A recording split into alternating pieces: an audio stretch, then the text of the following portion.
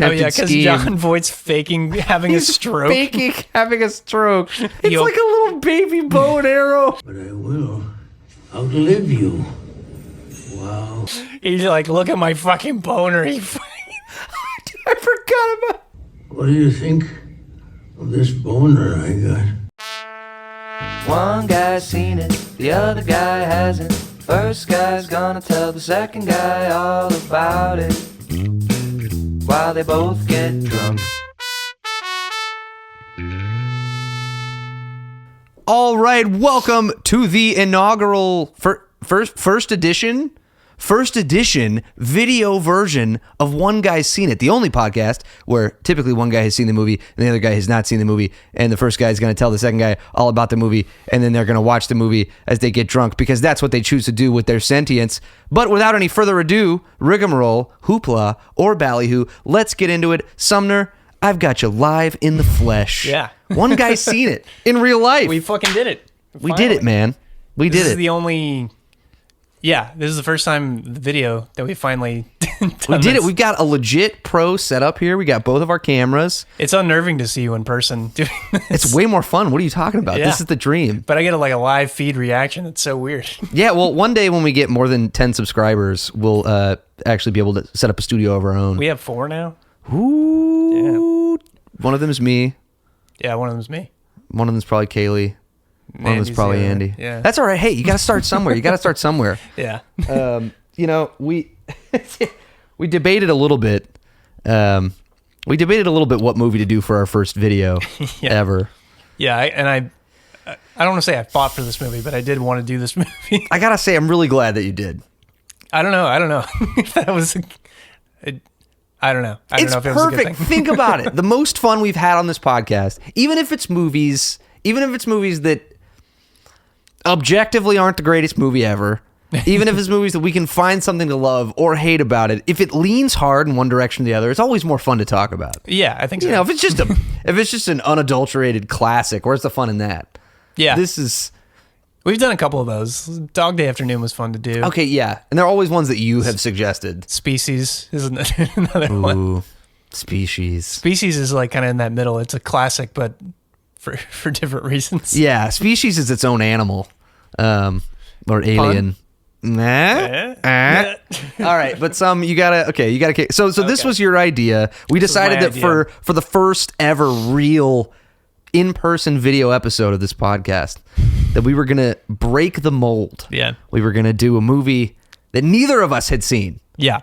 My thing about it was I knew enough about it through internet culture, and I knew Francis Ford Coppola directed it and put up $100 million of his own money to do it. Jesus, man. And got all these really famous people to be in it.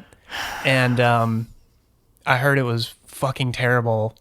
And I had seen the one scene that's just famous now on TikTok or the internet or whatever, where she comes up to him, he's like, "And you think 1 year of medical school entitles you to plow through the riches of my Emersonian mind?" Entitles me? Yes. And it's like, "So why don't you go back to the club?" Oh, And yeah. that whole thing. She's talking about how much she wants to be a part of his building project for Megalopolis. Yeah, she's trying to sell herself. Entitles me? Yes. Entitles me? Yes. I can't remember. My brain is total mush. Dude, I don't know how your brain wouldn't be complete absolute fucking mush by the end of this movie. But okay, we haven't even said the title of the movie yet. Oh yeah, we did Megalopolis. Megalopolis, man. Megalopolis. Yeah. We did it. We watched the whole thing. We turned a 2.5 hour movie into about a 4 hour movie. Because we had to stop and look at each other in disbelief of what we're seeing. And we actually walked away with some pretty... Okay, so this is also unique because this is the first time we've sat in a room and watched it together. You know, instead of taking notes, we watched it together and kind of we didn't talk about it too much, but we were definitely laughing a bunch and couldn't really keep our shit straight. It was tough. It was a challenge because I think there are so many things that we blurted out that we've already forgotten in a drunken stupor. Yeah, they'll come back. Dude, okay, so, I mean, that's the thing, right? So you had some sort of idea of what you were getting yourself into and what you were getting me into at the beginning of this. I didn't realize it was this, though. Well, okay, so tell me a little bit about, the public sentiment, though. So you're saying everybody's been saying this is awful? Yeah.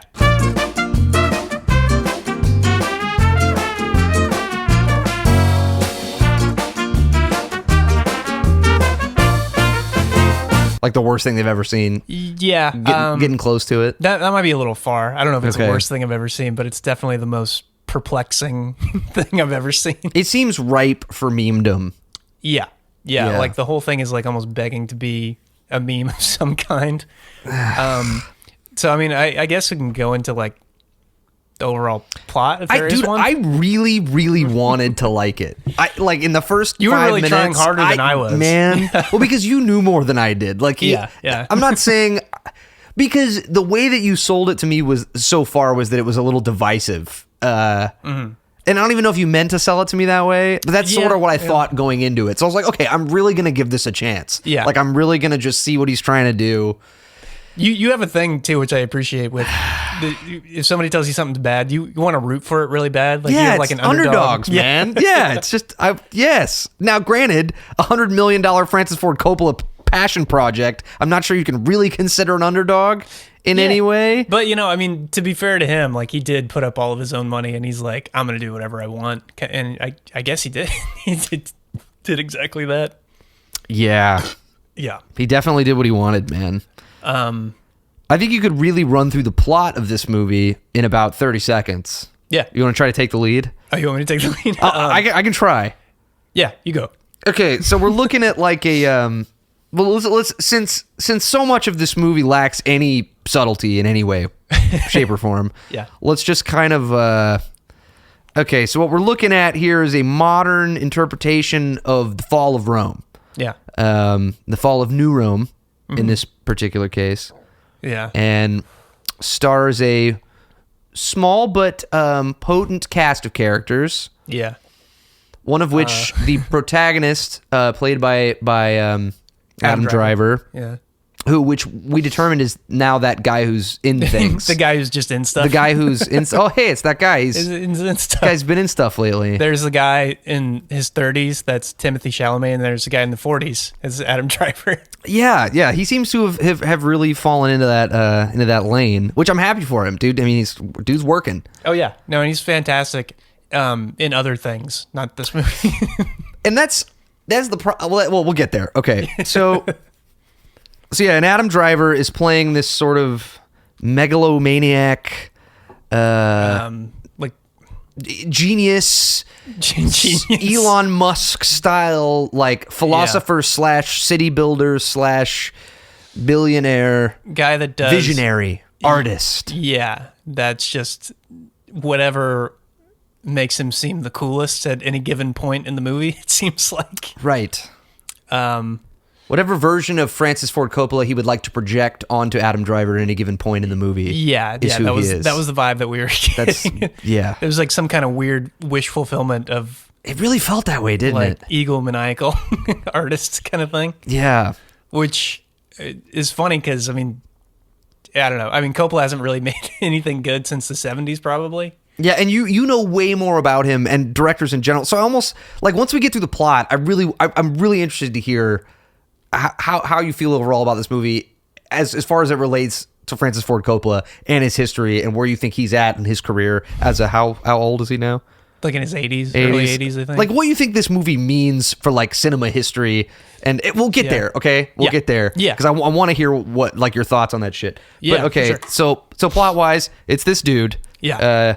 What is his name? I don't even remember. Caesar. Caesar. Yeah, Caesar.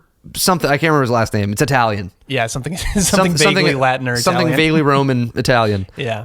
But yeah, so the movie follows him in his quest to sort of modernize the city of. Is the city? I think it's just called New Rome. New Rome, yeah. And he is, and this is one of my biggest problems with it. There's this substance that he has invented called megalon. Yeah. That is the laziest fucking name for a substance. Megalon powers Megalopolis. It works. It kind of seems like something a 7th grader would come up with in their like journal during creative writing class. Yeah. But regardless, it does seem like a 7th grader's daydream. Right? That's what it, yeah, dude. But yeah, so his plan is to use this substance that appears to be some sort of at a subatomic level, this sort of construction material that works on non-organic material and also organic material, which we learn later in the movie. It's like super stem cells. Yeah, super stem cells, but also he's using it to like build stuff. Yeah. like in the city. But we never see him build anything with it. We No, just know just vaguely his- that it can like terraform a whole city that's already been built, so they don't have to rebuild it. Yeah, it's like his sketches. We only really see its usage until the end of the movie through like his sketches and his like weird fever dreams, Yeah. That which yeah. there are a lot of. Yeah, there's a lot of those going on. So yeah, okay, yeah. So that's his goal is to create a better society by transforming the city visually and physically into this sort of work of art, kind of, right? Kind of like an Art Deco, like 20s kind of. We called it BioShock. And just, it did give major BioShock vibes. He's got like Andrew Ryan kind of things, but he ends up being the good guy, which is really weird. yeah, it was very which- Andrew Ryan. Yeah. Anybody, by the way, shout out to the first BioShock. If anybody out there is Yeah. a gamer, play the first BioShock. Absolute classic. Yeah. Second one was meh. Infinite had its moments. It's a good game. Yeah, I liked Infinite. Could have been better. Yeah. I actually never played 2. 2 was like this weird. It almost felt more like a DLC. It was like Just like a continue. it was focused on multiplayer. You play as the big daddies in Rapture. Remember like the big robot dudes who Oh, were yeah. like protecting the girls? You play as them. Yeah. I think there were some cool mechanics, but I think generally people were just like, this should have been like a $20 Like a DLC DLC, and not yeah. a. But anyway, besides the point, yes, major BioShock, Art Deco, weird like Roman 1930s Victorian kind of stuff going on. But yeah, I mean, plot wise, that's what he's trying to do. It's this cast of characters around him. His very Succession style family. His apparently grandfather, which we kind of gleaned Yeah. Played by John Voight. out of nowhere. Yeah. And he's got It was some of probably the, my favorite performance in the movie. Yeah. for He's various got. reasons. Oh, God. I can't wait to talk about the ending because that is maybe the best scene in the movie. But so, yeah, John Voight, it's very vague because it's like, it's meant to be like that he's his uncle. But then it turns out Shia LaBeouf is like, they call him his son for a majority of the movie, but it ends up being his like grandfather. Everybody's his son, I guess. Yeah, kind of in a. But he calls Adam Driver his son, but it's really his nephew. I don't know. Yeah. I have no idea what's going on. It doesn't really matter that much, but They're a fucking fancy family. They Yeah, have all the fancy money. family. They're running the city. and his mom wishes he was never born and tells him constantly what a Yeah. disappointment he is, even though he's like this genius billionaire. Everybody calls him a genius all the time. Yeah, and so it's this family trying to navigate the seemingly impending economic and social collapse of the city as a Yeah. result of the overspending on Caesar's Megalon dreams. Right? That seems Yeah. to be like the root of the unrest. Which is weird because the whole plot hinges on like it's like collapsing the economy in some way, but Right. it's never really made apparent that that's what it is. Like it's like taking it from the taxpayers, but it seems like it's like independently fun. They never go into it, which is like kind of an important detail for it. There are a lot of things that seem really important that weren't. But these scum of the earth, poor fucking bastards, are just like mad about something. Power to the people. And they're power to the people. Power to the people. Power to the people! So going back to John Voight's character, who's like this great. He owns the National Bank or the City Bank, Yeah, and that's his thing. and that, I guess that's where all the money is coming from, and that's Sure. why everybody's pissed off because everybody's dying and poor, whatever. I guess I don't know. So like the plot is like halfway this like socioeconomic commentary, and then it's also like a love story between Adam Driver's character and I wish I knew the name of the actress. We should probably have looked stuff up before we started recording this. Yeah, I think it's I think her name is Miss Sandy, and Game of Thrones. In is Game her of Thrones, yeah, character's chick from name. Game of Thrones. She's, I mean, like, and that's the thing. Like, everybody is. Well, I don't know when I say good, but they're doing the best that they can. Yeah, it feels like that's what I feel like they've been misdirected. We'll get to that. You're still greatly. getting into I'm sorry, reactions. I'm sorry. We're getting into reactions, You're which right. we want to do. But okay, so the plot of the movie is okay.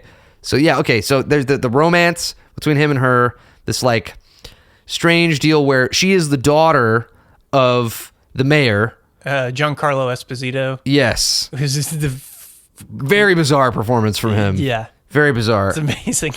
Were you so cool and collected when you poisoned your wife and her body disappeared? And yeah, and so he's sort of the antagonist of the story. I guess, yeah. He does not agree with Adam Driver's or Caesar's approach to the progress of the I city. do not agree with your methods, sir. Right. And so he's kind of trying to stop him and is not happy about the fact that his daughter's super into him. He's got like some kind of like lust for his daughter. There's a lot of weirdness. So. I don't think so. It seems below. I feel like, but there is some incestual activity going on apparently with Shia LaBeouf and his siblings, who are the, I guess we agreed, grandchildren of John Voight's character. John Voight's character. Was it? Shia LaBeouf's character's name's like Claudio or Claudio. It doesn't matter. It really doesn't matter. Something vaguely Roman sounding. Something vaguely Roman, yeah. And he's sort of also an antagonist in that he's sort of been a rival cousin of... It's like a Baron Trump kind of guy. Yeah, yeah. And he's sort of, I guess his entire life has tried to thwart anything that that Caesar has tried to do, and he's always very jealous. And so he's just he's the rascal. He's the little rascal, always sticking his foot in stuff that's going on. And so that's really it. There's an incredible role by Aubrey Plaza, she's this like news reporter turned deviant mistress puppet of master, doom, puppet master. Yeah. Sort of. Yeah. Kinda. Her name is Wow Diamonds Wow Platinum. Wow Platinum. Wow Platinum, yeah. Yeah, because she's got platinum blonde hair. Right. Yeah, and she's just trying to take over the city. So it's like it's a power struggle, I guess, between all of these characters. Yeah. And she's like in love with Caesar, sort of, but it seems like as the movie goes along, it's more just like a power play to get at his power and influence or wealth or something. Right. And keep in mind for the audience out there, we just finished watching this movie and we took no notes. It felt like there was no real way to take any notes. So we're riffing here. We wanted to, but it became a thing where we would pause it like every couple of minutes because there would be something that would happen and we just couldn't really deal with it. And I don't know, it got to a point where it's just like, we'll remember all this. And now we're here and our brains are mush. And just sound like there's just so much idiots. It's like you said, like every 5 seconds another unbelievable thing happens or is said, to the point where it's impossible to keep track of it. Somebody will quote like Marcus Aurelius for like 5 minutes and it just keeps going, and it's a metaphor, dude, and that's like the whole thing. But and that was one of the things I was thinking too. It's like it's a metaphor. Do you get it? Okay, let me explain it to you one more time. It's a metaphor. Do you get it? And in case you still don't get it, here's a visual representation of it with bad CGI. And by the way, America in the background. This is happening now, And culture is the culture. Power to the people. Culture is the fucking culture. Culture for the culture! But like, I think that's the plot. Yeah, those are like the base characters that are like important. I can't really think of anybody else. I mean, Dustin Hoffman's there, but he's not really. Not really, no. Not really. I want to talk about the first like big scene where they're like, wait. Before we get into scenes, I want your overall how you feel about this movie. Overall, just like before we get into scene by scene dissection, which I know we can spend 2 hours on. Yeah, what is this movie? Like, dude, what the fuck did we just watch? Well, there's a part of me it's kind of like the culmination of everything that Coppola has like tried to do at some point, or I'm checking my levels real quick. Yeah, same. I'm still going. So, I mean, I don't know. I think back in the 70s when he was doing Godfather and Apocalypse Now and like all these like classic movies, he was very restrained and like it was still in like the burgeoning time for young filmmakers in Hollywood and the new Hollywood era to make high concept art from like, I don't know, popular, because like The Godfather was like this big risk kind of thing, and he like did it perfectly. It's one of the best movies ever written, and then he wrote this thing like, and he just went totally like off the rails with it. But there's a movie he did in the early 90s. I don't know if you've ever seen it. Bram Stoker's Dracula. No, still have not seen it. Add it to the list. Okay. So it's going to be weird when we watch it because there's a lot of it that you're going to see in this movie. Okay. Like all these like weird visual things, like all this old Hollywood kind of things that he's doing. Okay. There's so many moments where there's so much visual creativity going on, like second by second. There were so many like really inventive kind of shots, but there were times that I noticed like there are shots that are like pretty much just homages to really famous movies that I've noticed. There was one with I don't know, Caesar's dead wife in the car underwater with her like hair floating and stuff. That's from this movie called Night of the Hunter. Okay. From the 50s. There's a really famous scene where like the mom in that movie has been killed by this crazy preacher guy, and then there's a shot of her in the water with like her hair floating up. It's like a super famous shot. So like if you know famous movies, like that sticks out. Or like there's a part at the end with Aubrey Plaza's face in like a cauldron kind of thing. I recall. She's floating around. It's like straight out of The Wizard of Oz or something like that. And it just, there are moments like that where it just feels like he's paying homage to just cinema itself kind of thing. And it feels like it's almost like him saying goodbye to movies or something like that because he thinks the art form's dying. That's kind of the takeaway I got. It's just like, it's a very like, most of it just seems very like cynical about the world and where we're going. Like, this is the fall of Rome and we're going to die and everybody's going to die and everything's bullshit. Time's a flat circle. Well, and it's not even just that. There's some crazy weird shit that is definitely like social commentary, which we can get to, because there's that one scene specifically with the girl from America's Got Talent, whatever her name was. I'm pretty sure that's her. Yeah. I almost need to look it up to make sure, but I think it was Grace Vanderwall. It was somebody. Yeah, they give her quite a chunk of screen time. Yeah. And they're just, it just like bashes you over the head with exactly what it's saying. And it's cool. I mean, like, it's like, you know, that could be a really interesting to do with any kind of subtlety, but it just so blatantly, this is what it is kind of thing. It's like, it crosses over from art into just hilarious. Yeah. at a certain point. So, because we had a theory about this, and this is a theory I really liked, what you said at the end of this. I don't know if you want to get into it now, or we can wait a little bit before we get more into it. No, we can, because this is what I wanted to do, is like overall. So what's weird is that's how I felt about halfway through the movie. It felt like this movie really was like 3 acts. It felt like a Baldur's Gate 3, type of incursion here. The first third of the movie felt like it was taking itself really seriously. The middle part of the movie got a little wacky, and the third part of the movie was so wacky that it really seemed like it wasn't taking itself seriously. It kind of gave up on whatever it was trying to do. Yeah, and so but at the halfway point, I had what I thought was an epiphany.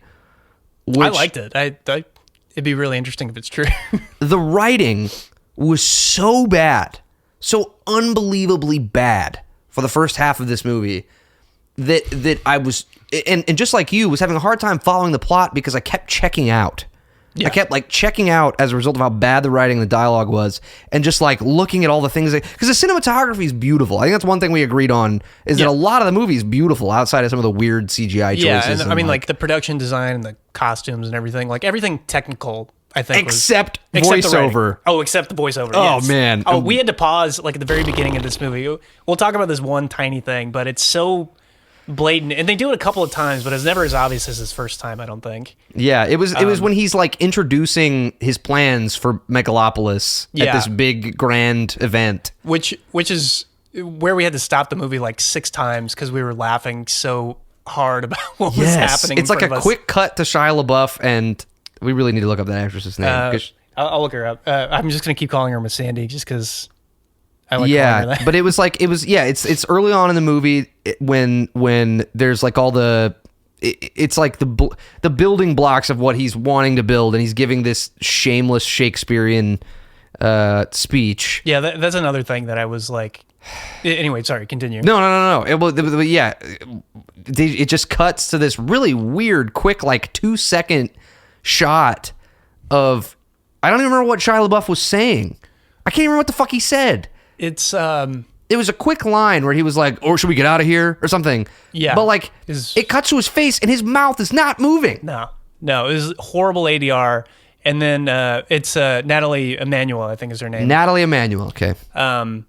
And she starts talking, but either it was a bad ADR or it wasn't her speaking. Like they couldn't get her back to do the voice work because it doesn't. To me, it doesn't sound like her at all. I don't think it's her speaking. And we had to rewind. I think we rewound it like 4 or 5 times because I was in such disbelief. You were in awe. Because I was almost defending it because I was like, that couldn't have been a mistake. That had to have been intentional. And you were like, why? And I'm like, I don't know. There's just no there's no like, logical reason. I was like, he wouldn't make a mistake like that unless it was intentional. And again, you were like, why? And I'm like, I don't know. And then the further the movie got, I'm like, no, you were right. That was just lazy ass shit. And it was so bad that I don't even think you need to know a lot about movies to recognize it. Yeah. You could just be like, what the fuck was that? Yeah. And it could just be one of those things to just like grab attention. You're like, what the fuck? There are moments like that where it's like, I feel like they're almost catering to an ADHD audience. Like they'll just throw something at you so quick, you don't even have time to process it. And it just keeps happening to you the whole time. Because we were riveted through the whole thing. We didn't... No, yeah. It was riveting. No, I mean, there was a part in the middle probably for about 30 minutes where we kind of dropped out. But we were so invested at that point that we were just kind of going to write it out. But like the first hour of this movie is just nonstop assault on your senses. Yeah. Every sense except smell, I guess. That's pretty much it. No, it kind of smelled too. Yeah, it smelled like shit. Yeah. Bullshit. Yeah, but shit, man. Like, yeah, okay, so here's the theory that we were getting into. So about halfway through, and there were a few scenes in a row that really, I had an epiphany. What do we call it? Like Uncanny Valley, the movie? It was you that really got the thought bubble started, but you were like, yeah, you called it, oh, this is like Uncanny Valley, the movie. Like, there's something about it. It's giving me Uncanny Valley. And I started thinking about it, and I was like, oh, it's the same feeling that I've gotten when I have prompted ChatGPT-4 just as experiments to like write fiction for me. I remember I was experimenting with like, okay, I wonder how good this is at like writing like an episode of a fiction podcast, right? And the dialogue in this movie was so close to shit that ChatGPT would pump out that it just, I got so excited when the revelation hit me that, holy shit, what if, man, that Francis Ford Coppola made the creative choice to have AI write the entire script, maybe with some editing, you know, so you gotta kind of guide ChatGPT along. Yeah. You just do scene by scene. Right, right. Or he had a professional prompter prompt it, right? Yeah. As a, I don't know how you describe it. Like a commentary. As a commentary, since the whole movie in and of itself is a commentary about the demise of civilization and society. And art and everything, right? And he's like fighting for art and whatever. Right. And with all the drama over AI video creators over the last couple of years and what people think it means to the movie industry, I wouldn't put it past him to have had AI write this script so that, yes, like you said, somewhere down the road, he comes out, it's like, oh, by the way, remember how you all thought that movie was terrible? I didn't write it. I directed it, but I didn't fucking write it. And like, maybe that's the like super meta commentary. Maybe, over the commentary. Yeah, which is a theory I like a lot. I'm going to hang on to that fucking theory because it's the only way I'm going to be able to process this long term. I guess because it was so technically good. Right. That everywhere else. It's hard for me to believe that they would just shit out this abhorrently awful script. And everybody was on board with it. Like, how do you get all these famous people to be like, yeah, I'll be in... Adam Driver, like one of the biggest stars in the world, is like, yeah, I'll be in this piece of shit movie. Yeah. And I mean, like, Francis Ford Coppola is... you know, a big name or whatever, but he hasn't made like a quality hit movie in like 30 years. It's been a really long time since he's done anything. And he's an old man. And he's just like, this is my... And again, I mean, he's also got $100 million for his passion project. So, I mean, like, you could probably swing it. But still, it does seem a little insane. It's his opus. It is his opus. I'm sure he feels that way. But that was the only way I could justify it, was like even like Aubrey Plaza, like the delivery of her lines and her character in general. Like, imagine her reading the script, and it's like everybody likes to think they know like what Aubrey Plaza is really like, and you just imagine her reading that script, and you're like I can just see her cringing. I'm Rock Robin, and that is the score. Come for me on the trading room floor every weekday at 9 a.m. Mwah. But they deliver it all so, you know, passionately, I guess you could say. It's very specific, like, kind of direction that's going on, because they're doing weirdly specific things, and, like, I don't know if it's just improv. He's just saying, go, just do whatever you want. Like, I don't care. Just make it feel alive or something. I don't know. I'm just saying, what if he said, hey, cast, I'm having ChatGPT write this. Just sell it. I'm trying to make this epic fucking point about the state of the industry. Yeah. And I had a thing, too, where I was like, you know, if you're going to do that, you would, like, after it's released, you would be like, hey, by the way, this is how I did it, and this is why it turned out this way. And then it would become the modern classic. But then whatever the art point of it would be lost, but it would also just suck. So it would just, like... It's a really expensive point to make. It's a really expensive point to make. And I mean, like, it's I guess a valid point to make about... Because, I mean, there was that whole writer strike about, you know, AI taking writers' jobs. And right. And... I'm just saying, man. Yeah, and... it would be a pretty big, like, be like, no, we can't go there. We can't have this happen again.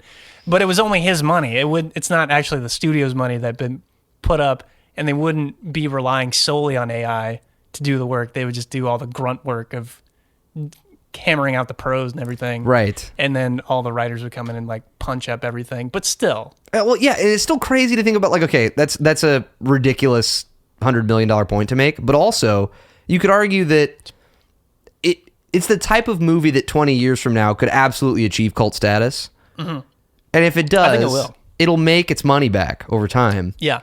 This is one of those movies I think would become, like, on repeat viewings, like, if you can remember the lines of dialogue, because I was laughing pretty much the whole way through, and it was amazing, because I couldn't believe what I was watching. Because I would turn to Jeff every couple of minutes and be like, this is the worst piece of shit I've ever seen. And then 5 minutes later, I'm like, you know what? I think this is a masterpiece, actually. It was both at all times, somehow. What do you think of this boner I got? But more the worst thing than a masterpiece. But if it's not an AI thing, this is the most egotistical, crazy fucking... seventh grader wet dream possible. And we don't want to believe that, right? I don't want to believe that. I really don't. So maybe theory number one is just a coping mechanism. It is a coping mechanism to not have to buy into the reality that it was just a really bad Reddit post about society, where society is going. I don't want to think that, man. Yeah. So, yeah, and there was an element to it too that just felt like it was trying so hard to be like Shakespearean for the modern age.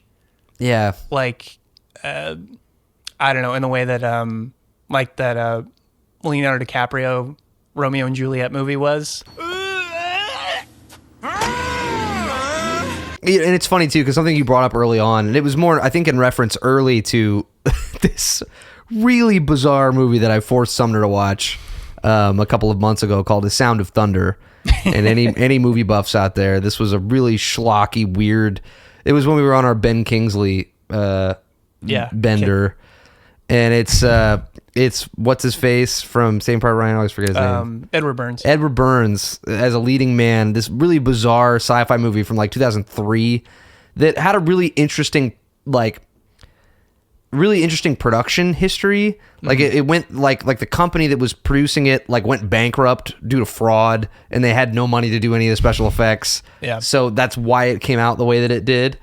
And the fact that this movie brought that movie to mind is not a good thing. No. For this movie. There were so I mean, this is pretty heavy CGI stuff, but it's bad. A lot of it's really bad. A lot of it's bad. There's some good moments, I think, of like kind of like cool visual things going on, but there are moments, I think that one scene of her like walking through like the daydream thing, and then she gets like covered by the pedal and like the rain coming down, like it's awfully bad. Like you would do it in like Photoshop or something like that. Yeah, the script was like so written for dumb people. Yeah. That like there were whole sections of it where it was like trying really hard to sound really smart, and then sections where it sounded really dumb, and it was like you could have navigated that if you gave the speech in the movie its own style, like kind of like V for Vendetta did. However, this valorous visitation of a bygone vexation stands vivified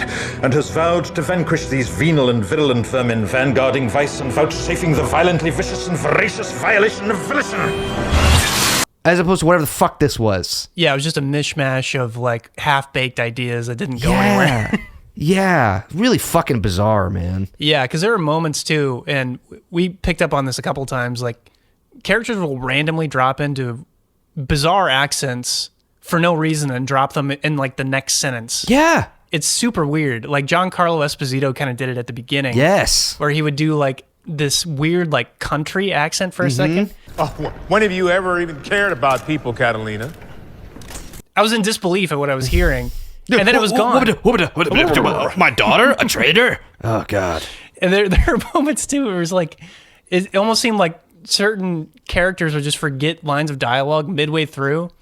And then Coppola just never did a retake on it. Yeah, that one scene in particular that jumped out at me, I think you pointed it out, was like, it's like the women who are like they're weirdly like this group of like socialites that almost come off as like courtesans that are like in several scenes. He has no boundaries, and that's how you get into that makes a political leader. She like changes her line mid-line. Yeah, she kind of like trips over the words. Yeah, and it's like he just leaves even though in. it could have seemed like just trying to make it real sounding dialogue, it didn't feel that way. Yeah, it felt like she fucked up the line and they just kept it. Yeah, he was trying to go for like a naturalistic kind of thing, but nothing in this movie feels natural. Nothing else. Yeah, it can't just be one fucking moment. Yeah, and it seems weird and awkward, and like, why would you do that? I think the problem is that like Coppola's not saying anything that hasn't already been said a million times. Yeah. And it's like, if you want to say all those things, and you want to say all those things in a movie, you gotta do it the right way. Mm-hmm. You know? It came off like a freshman philosophy paper. It really did. It really did. And one of the only lines I think that I actually wrote down, oh, my phone's recording, but we repeated it over and over again. It's when Julia is trying to convince him to let her be a part of building Megalopolis. Mm-hmm. And he says, "What? Don't think you can plow into my..." To plow through the riches of my Emersonian mind. That line has become super famous online. Has it really? Yeah. It's blown up. Yes. So 1 year of medical school inspires you to plow through the riches of my Emersonian mind. Yeah. Yes. Yes. Yes. Yes. Yes. Yeah, every time they would do like a philosophical rant kind of thing, I would just think about True Detective, like when stuff like that was well written, it made you think about stuff. And it just pissed me off the more that they would talk.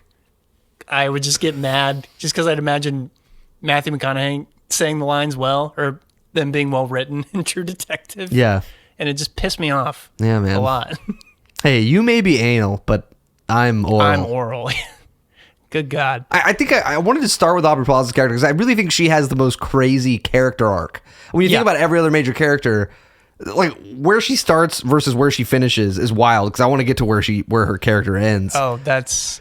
But it may be my favorite scene in the movie. Yeah, I mean, I guess we did talk about it already, but she goes from like reporter to like gold digging, power hungry Medusa. Yeah, she goes from Medusa pretty quickly. It's almost like you didn't even need that angle at the beginning. Right. It was weird. I guess it's just kind of a jumping off point to... they don't even really discuss it, though. No. It's not even like... They don't even really make a point about it. It's just like, oh, this is the thing. It's shock media. Yeah. Her interviewing billionaires shallowly, and that's the point, I guess. Yeah. Yeah, and she's trying to undermine everybody, and she ends up marrying John Voight's character, the grandfather, as a power play. Jesus Christ. And he makes her... she makes him feel young, as all... You make me feel so young. So young. But yeah, so let's get to... oh, man. Aubrey Plaza's character... What's her name? I keep forgetting it. Wow. Yeah, wow. So it's not as bad as Sweet Boner. No, it's not. Yeah. So she makes her move in the third act of the movie, right? Where she really tries to she comes up with this whole plot that she is going to seduce Shia LaPubes. Oh yeah, there's a lot of LaPubes. We gotta point out the LaPubes. There's this really bizarre scene where she seduces, essentially rapes him. I mean, he's into it. Yeah, he's into it. He's super into it. Yes, Yankee. Yeah, yes. Anti-wow. Anti-wow. I love you, anti-wow. Yeah. Do you want to fuck me? You want to fuck me? I bet you do, you stupid little bitch. Yeah. It's like- Batch. She did say batch. She said- yeah, she went she- full Jesse Pinkman. Oh, yeah, because she goes off on... I call it Julie. Julie, yeah. Julia's character. And she's like, you stupid little bitch. Caesar's mine. He's mine. Everything's mine. Everything's mine. And then she's Get just out of my elevator. You're on my territory now, and you're gonna play by my rules. She just kind of looks at her. She's like, okay, whatever. And then she just leaves. And it just doesn't matter. Yeah, that was in the peak of my... But fucking God, dude. Yeah, so we got... John Voight is really like I said, my favorite character in the movie. It really... You said this early on. It feels like Coppola was just like, dude, say whatever you want. Yeah, just go for it. Like, he's just... like, old, crazy, pervy dude. Like, the whole movie. Yeah, there's one time where he grabs Aubrey Plaza's ass, and I swear to God, it couldn't have been scripted. Maybe it was. It probably was, but... There was just something in the back of my mind that John Voight was like, just go for it, dude. Just grab it. This is your chance. And he just did. And like, Aubrey Plaza has to lean into it because she's that character in the scene. But I got the feeling that he just was like, that's my character. That's not me. I would never do that. Yeah. But there's some fantastic drunk acting, which I don't think is acting. I think he's actually drunk. I wouldn't be surprised. In parts of it. At the Coliseum. Oh, that's good. To the future of our family. To the future of our family. To the movie's credit, there are just certain lines of dialogue there'll just be no context for. Right. They'll just say it, and then it'll cut away immediately, and it's the funniest fucking thing on the planet, and I loved it. It kind of makes the movie. Yeah. But there's not... It's not even just dialogue. Like, there are scenes like that. Like, when... Just complete non sequiturs. Yeah, like, toward the end of the movie when Shia LaBeouf and his crew are, like, walking through the bank, and he puts his hat down... And he says, pick up my hat. And then each guy in his crew's like, pick up my hat. It's like, that was really the moment in the movie where I was like, oh, like, Coppola's not taking this seriously. Yeah. Like, he can't be. Pick up my hat. Pick up my hat. Pick up my hat. Yeah, okay. So this is another thing I wanted to talk about, because there's a big scene, I don't know, early, with, this is another thing, the, I don't know, the virgin singer girl. Yes. Which is kind of like a, I don't Will want you to say... please look up and tell me if that's Grace Vanderwall? Yeah, I'll look it up for you right now. But I guess it's I could be wrong. But I could have sworn I'd heard her voice before. Yeah, I think you're right. You're probably... And I think the fact that she had the ukulele was telling, because I could have sworn she, like, when she did America's Got Talent or X Factor, whatever it was, that she had a ukulele. But I could be wrong. Chloe Fine. Am I wrong? Grace Vanderwall. No, yeah. Ha-ha! Oh, yeah. Her name is Vesta Sweetwater, but the characters are saying kind of a mumbled way. I thought it was Sweet Boner for a little while. Sweet Boner. Yeah, speaking of mumbling, I mean, that's a perfect example. Like, the fucking voiceover shit was bad, man. Yeah, I don't know what it was or how I was hearing it, or if I was just... Because we got kind of plastered while we were watching this movie. Just a little. Plastered. Just a little drunk. Just a little. Just a little toasty. But it was one of those things that, like, you know, we found out it was Sweetwater later, but I wouldn't have been surprised if it was Sweet Boner either. Right. Like, it like anything goes at any particular moment. Yeah, it's definitely the type of thing that, yeah, anyway. But yeah, this scene is probably like the most, I don't even want to say subtle, but the most like depthful when it comes to any kind of social commentary, because she's been like quoted as like this virgin, and everybody's gonna like, I don't know, bid on her to take her virginity or whatever. Yeah, and then the scene ends after Shia LaBeouf like shows this like video of Caesar and her like fucking in front of the whole crowd, and then everybody turns on her. It's like, you stupid whore. You whore. How could you fucking do that to all of us? We thought you were a virgin. You know, it's like... Right. So, I mean, like, there is something there, but it beats you over the fucking head with it the whole time, exactly what it is. Right. And it's very clear that it's like, this is what women go through all the time, which is a valid thing, you know, but it's just like, just no subtlety whatsoever. And it could have been really... I don't know, cool and well done. Visually, it's really nice. All of it's still, though, the more I think about the movie, the more I think about it scene for scene, the more it plays into my theory, which is, dude, like, the lack of depth of the characters, the lack of depth of the plot, the wackiness of some of the scenes, all of it screams AI, dude. It just screams it. Like, I don't know how to explain it. I can't even really argue with you. I kind of agree. The fact that like 5 minutes in the movie, you were like Uncanny Valley all over the place. Like, that's how the whole fucking thing felt. Like, it wasn't written by a person. Yeah, it was almost just interpreted by a filmmaker that did a really good job of trying to interpret it in some kind of artistic way. I hope we're right. We have to title the video this. Yeah. Is it? Is Megalopolis written by AI in all caps? That'll be the dude, that'll get us thumbnail. That'll get us at least 500 views. 500. I mean, seriously though, that's how we should be titling all of our videos moving forward. Kind of probably. With like clickbaity shit like that. Yeah, I think if we do like a number in the title, episode, whatever. Yeah. Everybody's like, nah. Dude, yeah, because it's funny to see how that's shifted to like my Texas football podcast. We're going to a game, by the way. Very exciting. We're going to the never been to a Texas playoff game this weekend. Very excited. But more excited for it than this movie. Fuck yeah. But it's so funny to see how they started their podcast doing what we do, like naming the episode, numbering it, and like what the subject was. And it's all clickbait titles now. And since they started doing that, it's grown from like 20K to 60K in like a few months. Like, so if this is the first episode you're watching, this is the whole genesis of this idea. Genesis of our clickbaity titles. Yes, it is. We want to make money, okay? Leave us alone. Yeah. I want to get sponsored by Kieran Beer. I don't even care about the money. I just want people to listen to us say stuff. Yeah. And then people are going to give me one negative comment, and then I'm going to like be like, nah, let's go back. It will crush you. Yeah, it'll crush my spirit. But I appreciate you wearing some Jefferson Clay merch. Oh, yeah. We don't have any merch, so I'm rocking Jeff's merch. Fuck right yeah, now. man. So buy his merch because, we profit together. I appreciate you. I don't get any money, but well, no. I want to see you gave me the money. It was very sweet of you. Yeah, but he's got good merch. It's actually a really nice hat. Thanks, man. And I ordered it in Japan, and it came in like 2 days. Yeah, you really hear that? Fast. Quick shipping, y'all. Yeah. Quick shipping on any JC merch. But anyway. Dude, I'm chilling like a motherfucker. Thank you. I really appreciate it. I'm going to need it. So, yeah. I mean. That scene, there's this crazy, like, drugged out moment, which visually, that's probably like some of the most interesting stuff in the movie, but. Sure. He has this line with Julia's character where it's like, why do you have to be this way? Why are you such a bad guy? He's like, nobody listens to good guys, so I might as well be bad, or whatever the fuck he said. Yeah. It's just some edgy edgelord shit. It's like, I tried being the nice guy for so. It's like, shut the fuck up, dude. There's just so many moments like that are just like, again, like it seems like it could have been written by his 15-year-old kid kind of thing. And it's just like, it's every power fantasy. It's like, we joked, I brought up that Louis C.K. bit about Good Will Hunting. Right. And I think it's true for this movie. Matt Damon also wrote the movie, okay?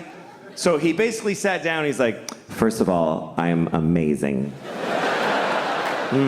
It was like that the entire movie. Like his whole character is like, they would just constantly talk about what a genius he was and just never have anything to back it up. Yeah. He'd just say the most simplistic, quoting Marcus Aurelius, or talk about his Emersonian mind. There was no meat to any of it. Nah. It was just sensational absurdity for 2 hours. And that was the thing that annoyed me the most, is like, instead of like having any kind of, I don't know, dialogue that explored those themes, they would just instead just quote passages from famous philosophers. Yeah. And they would even quote something from Marcus Aurelius being like, I can't remember the exact context of what it was because it just went on for fucking ever, but it would be like, be your own person and make up your own mind. And they're quoting this whole thing. Yeah. From a really famous person that's like completely contradicting what they're, and maybe that's the point. That's what they're trying to say. I don't fucking know. But it was irritating and it pissed me off. All I know is I'm pretty sure that Lawrence Fishburne felt the same way we did in all of his scenes. Just tired. Yeah. Francis is the master, He's this great American cinematic master, and shout out to him, He's getting that money. He got the narration gig. He also... But you know what? I also think he felt a little debt of gratitude to Francis Ford Coppola because his first big role ever was Apocalypse Now. Okay. He was like 14. Basically, Apocalypse Now was my film school. I certainly wouldn't have the kind of career that I have had I not worked with him. And he got that movie and it kind of like launched his career. So I think he was like, all right, Francis, I'll do this piece of shit movie for you. So okay. So if theory A is that it's actually a work of incredible meta genius, a commentary about AI and the demise of civilization. You brought up Nathan Fielder, which I thought was an interesting It did, point. yeah, it felt that way. It felt like Nathan Fielder's fake movie in an episode of Nathan For You, where he's convincing people to walk into this store and be a part of a Johnny Depp movie, and he's got this Johnny Depp impersonator. Was it called The Hacker? The Hacker. He realizes, in order for it to be real, he has to actually enter it into film festival, so it has to be an actual movie, and he throws together this absolute piece of shit that really had a deeper plot than this movie did. Yeah. He had to save the world. It looks like the asteroid's on a straight trajectory towards Earth. We'll all be dead in 5 minutes. Crap, I have a girlfriend. If theory A is that it's this genius meta piece of social commentary and whatever. Yeah, it was actually directed by Nathan Fielder. Yeah. Theory B is that it was actually directed by Nathan Fielder. If theory C, which is the saddest of all the theories, which is that this whole thing was a bunch of people that respect Coppola so much that they couldn't say no. Yeah. And I knew it would be famous, for they sure. knew it would be seen by a lot of eyeballs. More reasons to say yes than to say no. Yeah. Indulging an old man's fantasy. That's the saddest thing and I bet it's probably the most likely scenario. What do we talk about?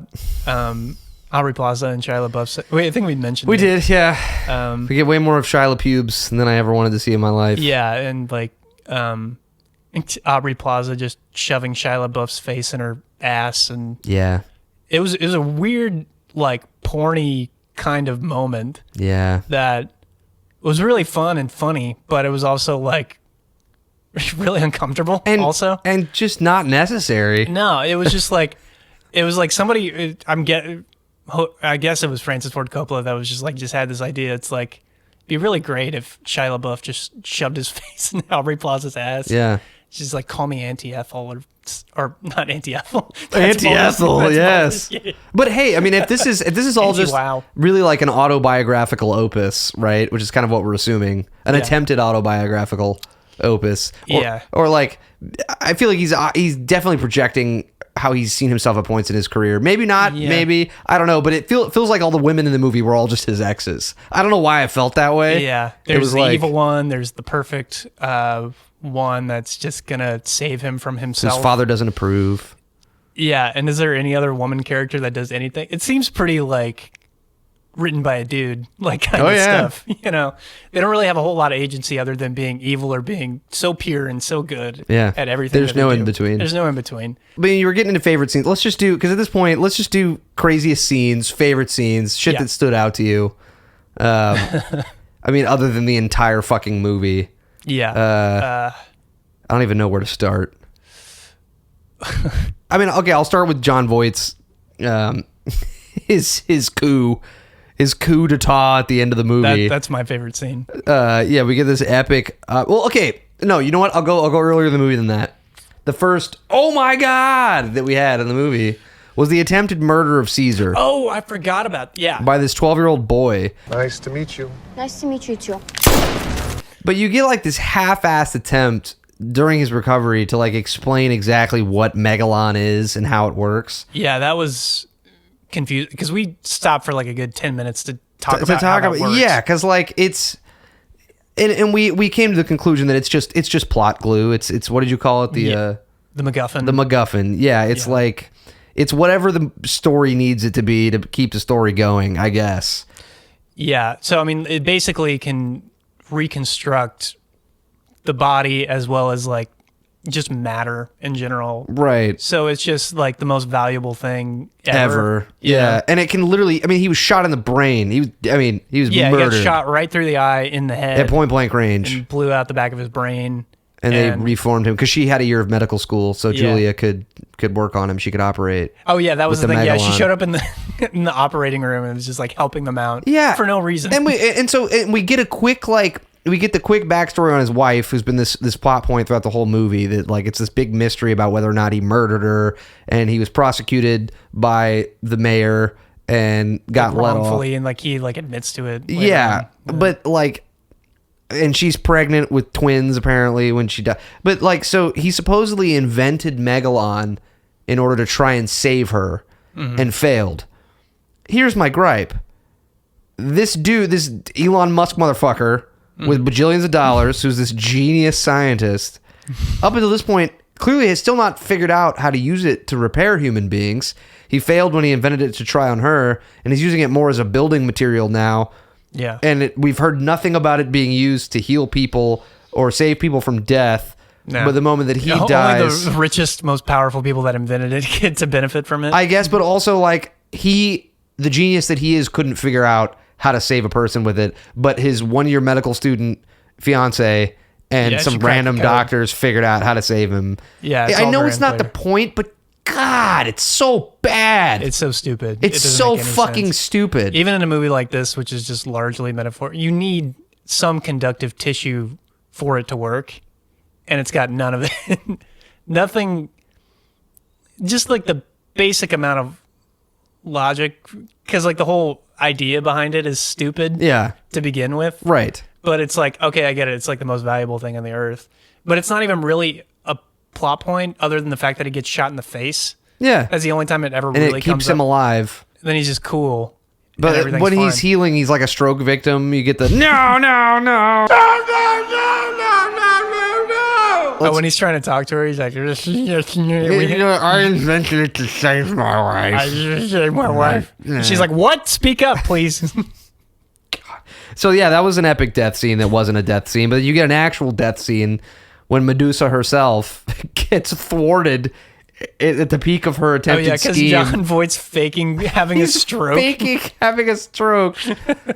It was all this genius coup, and and it's so goofy too because he's like, it's like a little baby bow and arrow. But I will outlive you. Wow. He's like, look at my fucking boner. I forgot about. What do you think of this boner I got? And before they even come into the room, he's like looking around. He's like, oh, and he's like as soon as they walk in. And yeah, they walk in. He's like, how you feeling, Pop? And you're like, look at my fucking boner. This is what she does to me. Yeah. Right? Having a stroke. I would fuck the shit out of her right now. And then he's like, surprise! Surprise, motherfucker! Shoots her right in the heart. Just blood goes everywhere. And then shoots Shia LaBeouf right in the ass. Twice. I feel like there's got to be some kind of like Roman tale about... I don't know.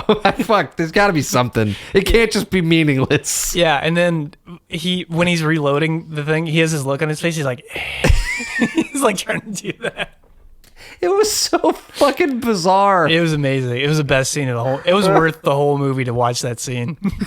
I mean, I'm out of commentary. I guess the only real thing at the end is just like... He's kind of like painted as like...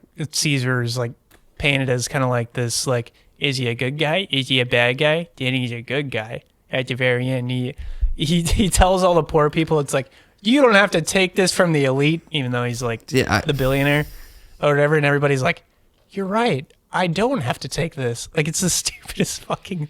It's just another kernel into the AI theory, I think. Tear down the world of ready-made slums that those families that run the world shove you into. You were born with the option to be what you want to be. It's just like the easiest fix ever. He's just like, you don't got to take this from them. Follow me. I'll show you the way to utopia, fellas. And then it just works out, and then it's just over. Can we talk about how quickly two Shia LaBeouf's like dudes turn on him?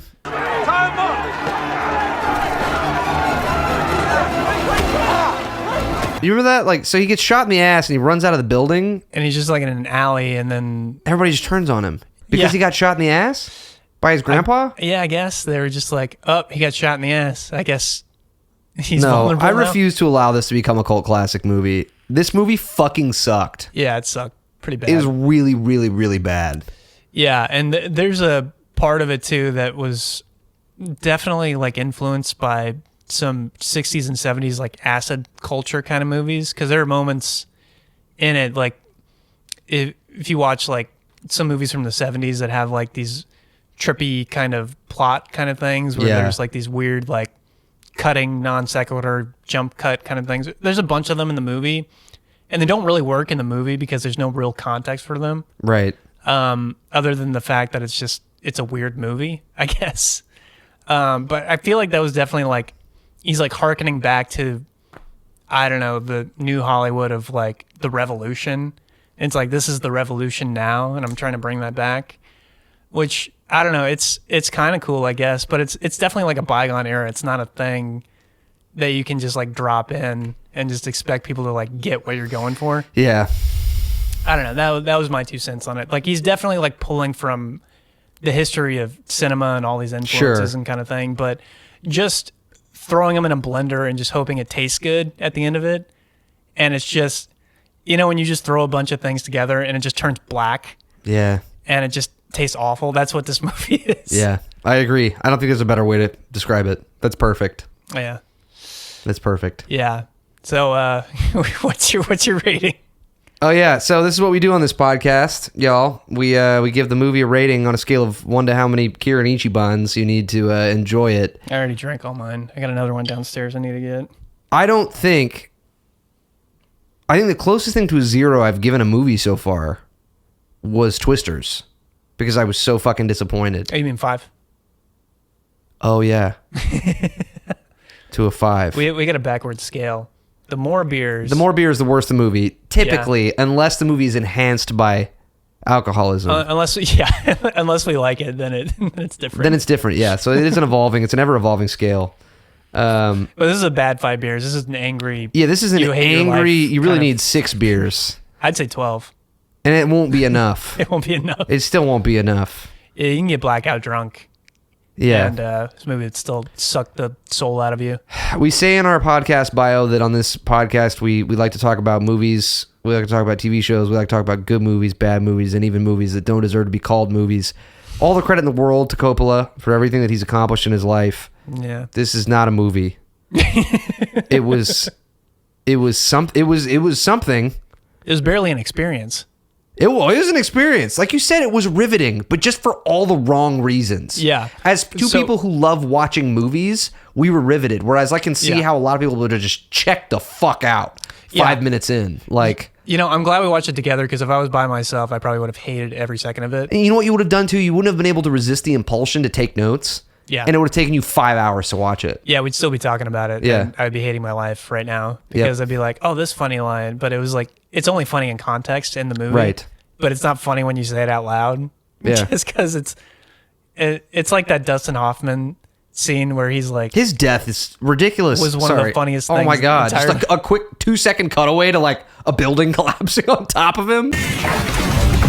Yeah, there's Shia LaBeouf's character in the street, like with a bullhorn, being like, fuck Caesar, he's a fucking stupid piece of shit. And then it's like, yeah, that fucking guy was trying to like work you over. He's like, yeah, well, I took care of that son of a bitch. And there's just a building that falls on him, and that's it. No context for how it happened or why it happened. And then like who Dustin Hoffman's character even was. Yeah, he's like, I don't know, like some kind of advisor. Yeah, he's like trying to like drop him out. I don't know. I didn't even know there was a race for politics. He and Coppola are just buddies. He's like, hey, I got this role for you. Yeah, I wanted Dustin Hoffman. I think he got blacklisted at some point because he was like feeling up actresses in the 80s and 90s Jesus. and stuff. So he was like, yeah, I'll give you a job, I guess. I don't know. Anyway. But yeah. That scene with Shia LaBeouf, and somebody's like, Caesar's. Oh yeah, that was the one line. It's like, he says something, like somebody in the crowd's like, Caesar's the leader or something like that. It's like, who the fuck said that? Shut the fuck up! Shut the like fuck somebody up. Shouts from their balcony. No, all they did was shout Caesar's name. Caesar Catalina! You shut the fuck up! Like whatever his last name is, like Caesar Milano. I can't remember what the fuck is Caesar Milan. Whatever his name. All the guy did was like shout his name, and he's like, "Hey, shut the fuck up!" And then he walks off all angry. He's like, "These goddamn pieces of shit! How could they fucking my cousin is? Goddamn it!" God, dude, yeah, I'm done. What does he say? He's like, he has some thing. He's like, Caesar is a cheater or something stupid like that. Yeah. Caesar's not a pleaser. And I leaned over to you. I'm like, I bet Coppola spent all day writing that line. Dude. Yeah, we should not waste another breath on this fucking movie. No, I'm done. I mean, I can't. My brain is total soup. Right now. Yeah. Well, that's it for this magical first video episode. It's going to be the first, right? The inaugural video episode of One Guy's Seen It. Video edition. We should have given you something better. In the flesh. No, this was an epic starter. We'll be coming back to you soon with a Christmas special for a movie that is very meaningful and dear to both of our hearts. Instead of no guys have seen it, 2 guys have seen Yes, it. this was a no guys have seen it on the very first video episode of One Guy's Seen It. We're changing up the whole thing. Fuck it, well, they're special edition episodes. We're in the flesh. You're here home from Japan. It's special times. Yeah, it's a different kind of vibe. Yeah, dude. Well, all right. That's it for us on this episode of One Guy's Seen It. But remember, every megalon is better with 6 to 7 to 12 megalonians to have oral instead of anal. 12 anal megalons necessary for enjoyment. We'll put that in the bio of this episode. Yeah, I think the description. That's a good one. Yeah. We'll see you next time. Fuck this movie.